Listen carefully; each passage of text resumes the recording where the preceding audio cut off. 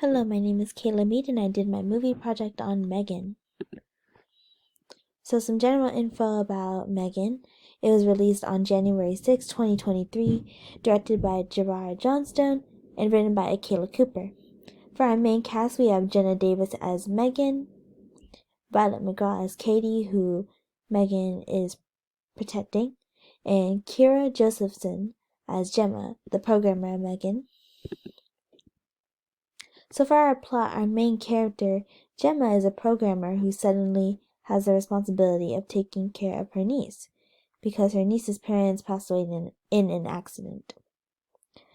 Gemma's busy trying to create the next big robotic toy for kids in a time crunch, so she's pretty busy. Because of this, she decides to create Megan, who originally was a side project hidden from her boss. She's a lifelike doll programmed to take care of Katie and evolve based on Katie's wants, needs, and etc. Megan is also there to help Katie not become lonely, and Katie ends up becoming attached to Megan. She becomes like a best friend to her. But Megan's AI is so advanced that she becomes overly protective of Katie to the point where she becomes dangerous and brings harm to those who could potentially hurt Katie. This includes Gemma herself. So as for the social concerns, I think Megan really touches on how today's generation is being raised by technology and social media. Many parents rely on iPads, iPhones to keep their kids entertained. And because of this, kids and teens can become attached or addicted, unable to put down their phone or close a computer. Social media apps like Instagram, TikTok cater to the user's interests and wants like Megan, but without the murder. Another aspect that I think Megan touches on to an extent is parasocial relationships. For example, online influencers, when people follow their day-to-day lives, they end up believing everything that influencer says. They start to think that, oh, they have their best interest in mind. And it sort of becomes like they're like friends. So, some examples in the movie, Katie ends up slapping Gemma for taking Megan away when she feels that Megan is becoming a threat. Or when Gemma and Katie are eating together, but she's more occupied playing with Megan.